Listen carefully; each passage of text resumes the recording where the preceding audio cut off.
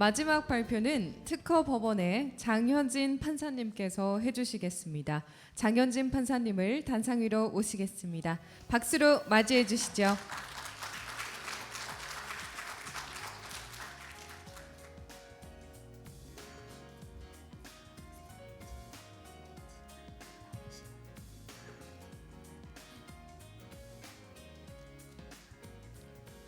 안녕하십니까. 특허법원 장현진 판사입니다. 오늘 미국, 일본, 한국의 특허 전문가들이 참여하신 본 컨퍼런스에서 한국의 특허 소송에 대해서 발표할 기회를 가지게 돼서 개인적으로 영광입니다. 그리고 각국의 특허 소송 제도를 비교하고 그에 대한 이해를 넓힐 수 있는 기회를 마련해 주신 특허청과 한국지식재산연수원 측에 깊은 감사의 말씀을 드립니다. 저는 오늘 한국의 특허 소송과 특허 심판, 특허 재판 제도에 관해서 효율적이고 적정한 권리 구제가 가능한 특허 쟁송 제도라는 관점에서 말씀을 드리고자 합니다. 우리나라의 특허 소송 제도는 과거에는 현재 미국의 특허 심판, 새로 AIA 이후에 도입된 특허 심판 제도와 비슷한 형태를 가지고 있었습니다. 그런데 1995년에 헌법재판소에서 이와 같은 특허청, 항고심판소 그리고 대법원으로 이어지는 방식의 특허소송 제도는 법관에 의한 사실 확정 및 법률 적용 기회를 박탈한 것으로서 헌법상 국민에게 보장된 법관에 의한 재판을 받을 권리의 본질적 내용을 침해하는 것이다 라고 위헌 결정을 하였고, 이후 1998년 특허법원이 설립되어서 특허심판원, 특허법원, 대법원으로 이어지는 현재의 특허소송 제도를 가지게 되었습니다. 그리고 아시다시피 올해부터는 특허법원이 침해소송의 항소심 사건까지 관할하게 되었습니다. 특허의 분쟁을 어느 기관이 담당하게 할 것인가는 각국의 입법 정책에 속하는 문제인데요. 우리나라는 특허권의 성립에 관한 문제는 특허심판원에, 특허권의 침해에 관한 분쟁은 일반 법원에 관할로 하는 이원적 체계를 취하고 있습니다. 한편 대법원은 2012년에 특허 발명에 대한 무효 심결의 확정 전이라도 진보성이 부정되어 특허가 무효가 될 것이 명백한 경우에는 이러한 특허권에 기초한 침해 금지, 손해배상의 청구는 권리 남용에 해당되어 허용되지 않는다라고 하여서 침해 소송에서의 무효 항변을 인정하였습니다. 이로 인해서 무효 심판 제도로 인한 심결 취소 소송의 결과와 침해 소송에서의 무효 항변의 판단 사이에 갈등이 생길 수 있게 되었습니다. 그리고 이에 더해서 우리나라는 독특하게 권리범위 확인 심판 제도를 가지고 있는데요. 권리범위 확인 심판은 침해 여부의 판단의 선결 문제가 될 수 있기 때문에 이 역시 권리범위 확인 심판을 통한 결정과 침해 소송에서의 침해 여부 판단 사이에 일정한 갈등을 가질 수밖에 없게 되었습니다. 또한 전체 재판에 있어서 정정 심판이 제한되어 있지 않은데요. 그렇기 때문에 그 재판이 반복되어서 분쟁이 계속되는 그런 문제점도 하나 더 가지고 있습니다. 종래에는 그와 같이 이원적 체계로 완전히 양자가 분리되어 있다가 작년 특허법 및 소송법 개정으로 각 침해 소송의 관할이 집중되어서 서울지방법원을 포함한 5개의 지방법원이 1심을 담당하고 그 항소심이 특허법원의 전속 관할에 속하게 되었습니다. 이로써 종래에는 대법원 단계에 이르러서야 양소송에 대한 합일적인 판단이 가능했다면 이제 변경된 이후에는 특허법원 단계에서 조기에 결론의 조화를 이룰 수 있게 되었습니다. 그리고 일본과 비슷하게 우리나라에서도 특허 무효 판단에 있어서 더블 트랙을 취하고 있습니다. 특허 심판원과 지방법원 절차의 차이점에 대해서 말씀드리면 가장 큰 차이는 심판원에서는 직권주의적 심리 방식을 취하여서 당사자가 주장하지 않은 무효 사유나 아니면 나아가서는 선행 발명에 대해서도 직권적인 심리가 가능하다는 것입니다. 이에 비해 법원 단계에서는 당사자주의 심리 방식을 취하기 때문에 당사자가 제출한 주장 증거에 의해서 판단할 수밖에 없습니다. 그리고 심판원에서는 주로 서증에 의해서 판단을 한다면 법원에서는 전문가 증인이나 전문심리원, 감정인 등 다양한 증거 방법에 의한 조사가 더욱 확대되고 있는 모습을 보이고 있습니다.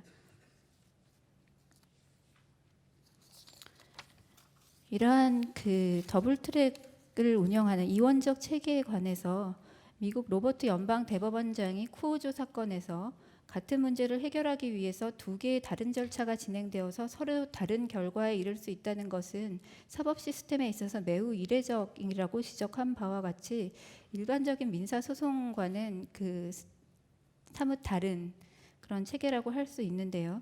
이러한 이원적 체계를 가지는 것에 의한 장점을 보자면 행정 심판이 아무래도 저비용이고 직권주의 심리 방식을 취하기 때문에 소기업에 유리하다고 할 수 있고요. 그리고 이원적으로 가기 때문에 법원이 특허 심판원의 심결을 기다릴 필요가 없이 그 절차를 진행할 수가 있어서 독일과 같이 침해 소송의 결과를 기다려야 하는 무효 소송 결과를 기다려야 하는 그런 필요가 없다고 할 수 있습니다. 단점으로는 이중의 재판을 해야 되기 때문에 특허권자에게 추가 비용이나 아니면 권리 행사에 장기간이 소요되는 그러한 과도한 부담을 지울 수가 있고요. 재판 결과가 서로 충돌될 수 있는 그런 문제점이 있을 수 있겠습니다.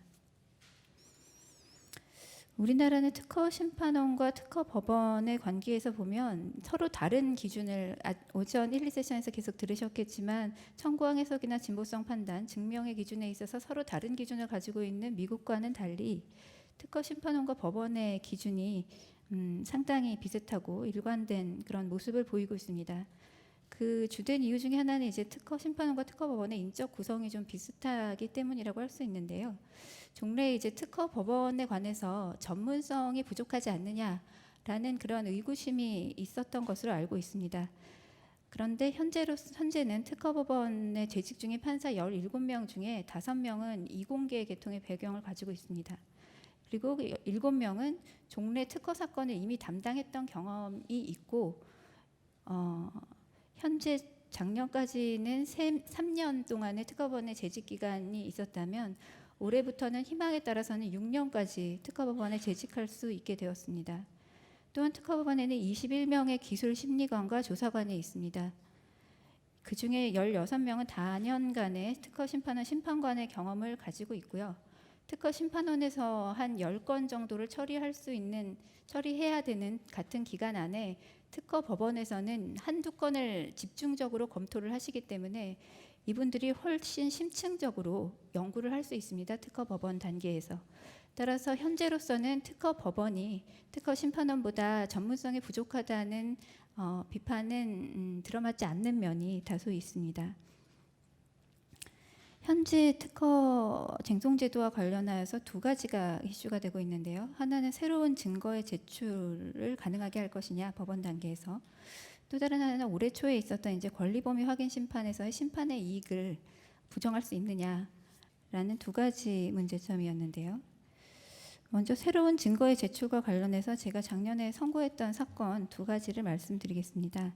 첫 번째는 닭발 손질 방법인데요. 이 손질 방법에 관한 특허 발명은 이제 닭발을 그 수직으로 절개한 이후에 옆으로 슬라이스해서 미는 방식으로 닭발 뼈를 제거하는 그런 발명이었습니다. 근데 이러한 것은 종래 많은 사람들이 사용하는 방법이기는 했는데 서증으로 된 문헌이 없었습니다. 그래서 심판원에서는 진보성이 부정되지 않는다고 보았고요. 특허 법원에서는 전문가 증인의 증언을 통해서 이러한 방법이 종래에 사용되고 있었던 방법이라는 것을 밝혀내고 이를 선행 발명으로 하여서 진보성을 부정한 바 있습니다. 두 번째는 거절 결정 사건이기는 한데요. 펜타일 방식의 OLED에 있어서 증착 신뢰도를 높이고 개구율을 향상시킬 수 있는 화소 배열 구조에 관한 발명이 출원되었습니다.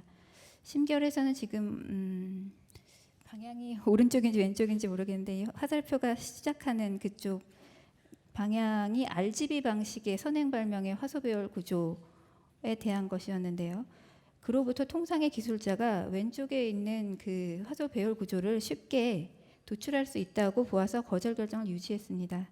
그러나 특허법원에서는 전문가 증인의 신문을 통해서 출원 당시의 통상의 기술자의 기술 수준과 펜타일 방식에 최적화된 본 출원 발명이 화소 배열 구조를 생각해내는 것이 통상의 기술자에게 쉽지 않다고 판단을 했습니다. 이러한 사건들은 서증 이외에 전문가 증인에 대한 조사와 새로운 증거에 대한 조사가 중요할 수 있다는 점을 보여줍니다. 예, 지금 보시는 것은 그 특허법원에서 전문가 증인 감정 전문 심리위원에 대한 사실 조사를 얼마나 하고 있는지에 대한 통계표인데요. 보시다시피 전문가 증인에 대해서 점점 더 많은 사건에서 심리를 하고 있고요. 전문 심리위원도 종래 지금 2014년인데 2015년에는 조금 더 늘었습니다. 그래서 전문 심리위원의 활용도도 점점 더 높아지고 있습니다. 그 새로운 증거를 제출해야 하는가에 관해서 새로운 증거 제출을 제한해야 하는 것에 대해서 현재 입법이 논의되고 있는 것으로 알고 있습니다. 근데 이와 관련해서 다음과 같은 점들이 좀 검토되어야 되지 않을까 해서 몇 가지 말씀을 드리겠습니다. 먼저 가장 큰 우려는 특허 법원 단계에서 새로 발견된 증거를 제출하지 못한다면 아까 제가 말씀드린 사건에서 다시 특허 심판원에 등록 무효 심판을 제기해야 합니다. 이러한 것은 전체 분쟁의 이례적 해결이라는 점에서도 맞지 않고 시간을 지연시킬 수가 있습니다. 이미 우리의 특허 쟁송 제도는 앞에서 보시다시피 등록 무효 심판, 권리범위 확인 심판, 침해 소송 등 여러 개의 절차를 서로 다른 기관에 제기해야 하는 그런 불편을 당사자들이 가지고 있습니다. 증거 제출의 제한은 여기에 제2의 등록 무효 심판이라는 또 하나의 절차를 추가하게 됩니다. 더군다나 작년에 특허법원에 제기된 사건 중에 새로운 증거가 제출된 사건에서 결론이 바뀐 사건은 10건에 4건이었습니다. 10건에 6건은 새로운 증거가 제출되었지만 결론이 바뀌지 않습니다. 또한 그 특허법원의 특허심판원 사건에 대한 심결 취소율이 20% 정도입니다. 그렇다는 얘기는 전체 10건이 있다면 한두 건 정도의 사건이 특허심판원으로 내려가면 결론이 달라질 수 있다는 겁니다. 그러면 그 한두 건의 사건을 위해서 나머지 8, 9건이 다시 등록 무효 심판을 해야 되는 것인가 라는 것에 대해서는 한번 생각해 볼 문제라고 생각을 합니다. 정정에 대한 우려가 있는 것으로 알고 있는데 특허 법원 변론 종결 시까지로 정정 심판 제기 시기를 제한하는 법률 개정이 추진된 바도 있고 그러한 법 개정을 위해서 정정으로 인한 문제점은 충분히 해결할 수 있다고 생각이 듭니다. 또 다른 하나는 이제 미국, 일본과 비교해야 한 어떤 주장인데요. 이에 대해서는 법률 문화의 차이를 고려하지 않을 수가 없습니다. 미국 같은 경우에는 특허 소송에 많은 비용이 소요되기 때문에 여러 소송 제도나 여러 심판 제도를 활용하고자 하는 그런 니즈가 없습니다. 한 개나 한두 개의 절차를 통해서 한번 그 결과를 받아보고 그를 통해서 바로 화해를 통해서 결과가 종결이 되게 됩니다. 일본 같은 경우에도 그 심판원이나 법원의 결론에 승복하는 그런 문화를 가지고 있어서 조정 화요율이 상당히 높은 것으로 알고 있습니다. 그에 반해서 우리나라에서는 아시다시피 가능한 모든 수단을 사용해서 결론을 여기저기서 받아보고자 하는 그런 문화여서 지금까지 그 여러 번 대법원의 사건이 제기되는 것을 제한하고자 하는 시도들이 있었지만 성공하지 못했습니다. 따라서 이러한 어떤 새로운 증거 제출을 제한하는 것은 지금 기대하는 것처럼 그 분쟁의 조기 해결에 기여할 수도 있겠지만 이것은 검증되지 않은 가정에 불과하고 결과적으로는 또 하나의 제도를 추가하는 결과에 이를 수가 있습니다. 그래서 이 부분에 대한 심도 깊은 고민이 필요하지 않을까 하는 생각을 하고 있습니다. 그리고 그 특허 심판원의 증거를 제출하지 않고 단지 특허 심판원을 테스트 베드로만 생각한다라는 그런 우려가 있으셨는데요. 특허 법원에 제기되는 사건이 그 특허와 관련해서 400건 정도 되는데 새로운 증거가 제출된 사건 40건 정도입니다. 그러니까 이런 어떤 그러한 우려에 대한 실험적인 데이터가 없는 겁니다. 실제로 그렇게 하시는지에 대해서. 그리고 아시다시피 여기 전문가분들이 여러 분 나와 계시지만 특허 심판원을 한번 거쳐가는 단계로 생각하시지 않으리라고 저는 생각을 합니다. 만약 그런 것이 문제가 된다면 미국에서 등록 무효 사건 심판 IPR 개시 시에 개연성이 있어야만 개시하는 그 개시 요건을 추가해서 하나의 절차에서 분쟁을 해결하는 것이 저희 지금 새로운 증거 제출을 제한하는 것처럼 등록 무효 심판이 특허법원에 왔다가 다시 특허법원으로 돌아가고 이런 방식으로 이렇게 왔다 갔다 하는 방식보다는 차라리 처음에 그렇게 해서 모든 증거를 처음에 제출하게 개시 요건을 넘어야 되기 때문에 미국에서는 조기에 그런 증거가 제출되는 면도 있다고 생각합니다. 그런 것이 더 바람직한 방안이 아닐까라는 생각이 들고 여러 가능한 방안 중에서 가장 효율적이고 권리구제에 적합한 방식을 찾아보려는 노력이 필요하다고 생각됩니다. 또 하나의 우려는 무효율이 무제한설 때문에 높다라는 것인데요.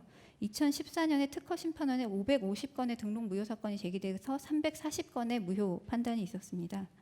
유효 판단 중에 특허법원에 취소소송이 제기된 사건이 80건입니다. 340건 중에. 그중에 30건이 결론이 바뀌어서 무효가 됐습니다. 즉 550건 중에 30건이 특허법원에서 무효가 된 것인데요. 이런 것은 무제한설이 특허 무효에 별다른 관련이 없다는 것을 보여주고요. 일본도 1976년부터 제한설을 취해왔지만 무효율 통계는 지제고제가 설립된 2007년 이후에 비로소 낮아진 것으로 알고 있습니다. 더군다나 제가 생각하는 가장 큰 우려 중에 하나는 침해 소송에서는 증거의 제출에 제한이 없다는 것입니다. 미국의 CAFC는 사실상의 법률심입니다. 연방 대법원이 전체 청구 사건 중에 1% 정도만 상고를 허가하고 있기 때문에 CAFC가 사실상 최종심으로 법률심의 역할을 하고 있고요. 지방법원 특허 심판원뿐만 아니라 지방법원에서 항소되는 사건에 대해서도 새로운 증거가 제출이 제한됩니다. 그러한 맥락에서 그곳에서는 증거의 제출을 제한하고 있는 것인데 우리나라에서는 침해 소송에서 증거 제출 제한이 없습니다. 따라서 당사자들은 그러한 제한이 없는 침해 소송을 통해서 분쟁을 해결하려고 할 것이고 그렇다면 등록 무효 심판 절차가 가장 중심이 되어야 할 등록 무효 심판 절차가 제대로 기능하지 못하게 될 우려가 있습니다.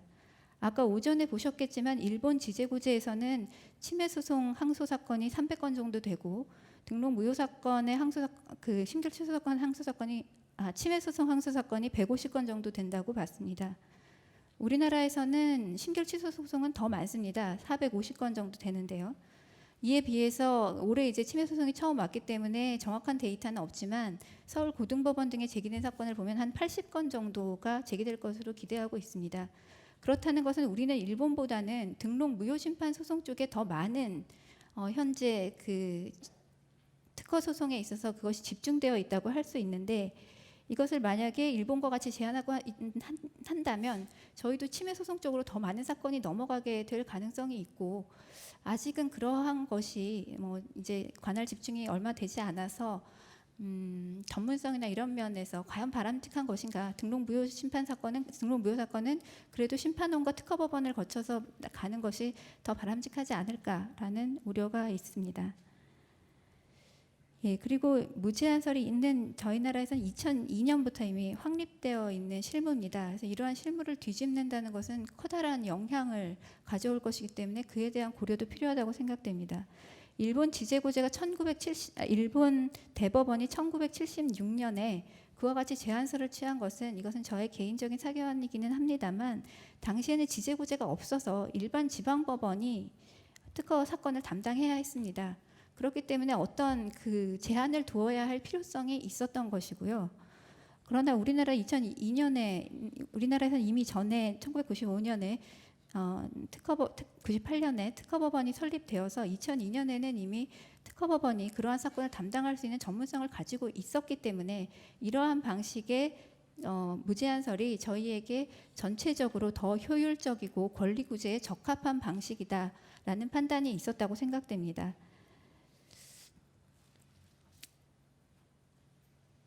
네, 다음은 그 권리범위 확인 심판 사건의 심판의 이익과 관련된 부분인데요.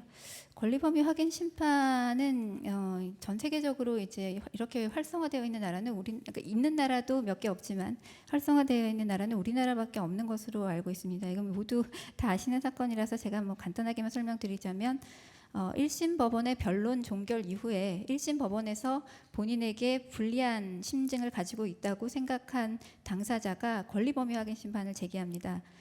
그렇다는 것은 이제 약간 그 미국에서 현재 문제가 되고 있는 포럼 쇼핑 같은 상황이 생긴 거죠. 여기 법원은 나에게 불리하니까 나는 새로운 곳에 가서 다른 결론을 가지고 와서 이걸 뒤집어 보겠다라는 생각을 가지고 있는 것인데, 이런 것은 아시다시피 어떤 그 모든 그 심판에는 민사소송법이 일단 적용이 된다고 준용된다고 생각하는데, 민사소송 절차에서는 이러한 투트랙 방식은 소의 이익이 없습니다. 예, 그런 것이 있고요. 또 그 행정 절차를 통해서 법원의 사법부의 판단을 배치되는 결과를 얻고자 한다는 것 자체가 사법 문화에 있어서 이례적인 것이라고 할 수 있습니다. 그리고 이러한 그 여러 방식의 그 재판 절차에 응하여야 하는 것이 사법 경제에 반한다는 그런 측면도 있을 것 같습니다. 그러니까 법원에서는 전반적으로 무슨 동일한 판단을 받기 위해 여러 기관에 여러 소송을 제기해야 되는 것은 문제다. 어떤 특정 그 기관의 전문성을 강화하거나 그런 방식을 통해서 분쟁의 이례적 해결과 충돌 결론이 상충되지 않는 방향으로 가는 것이 바람직하지 않는가라는 생각이 이 판결에 깔려 있다고 생각합니다. 그럼 심결치 소송과 침해 소송의 어떤 결론의 상충을 막으려면 어떻게 해야 할 것인가에 관해서, 사실 우리나라는 미국 같은 경우에는 무효 확인 소송을 제기한 당사자는 무효 심판을 제기할 수 없습니다.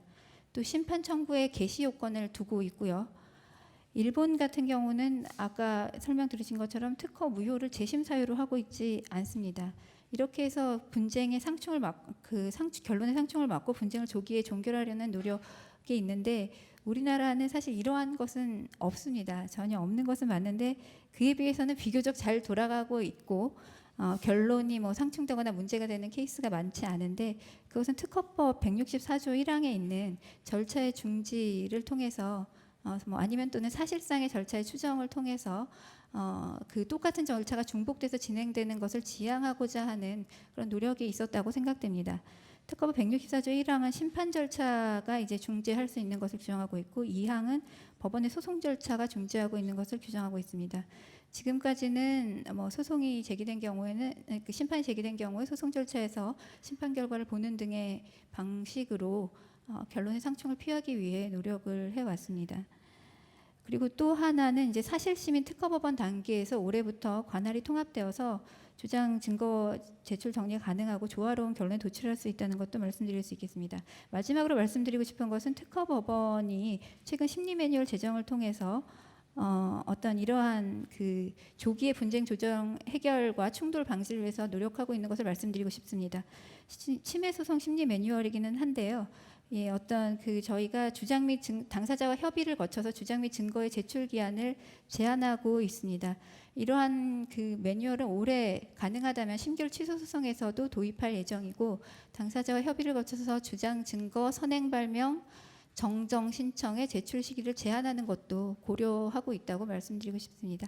예, 제가 시간을 좀 넘은 것 같은데 장시간 발표를 들어주셔서 감사합니다.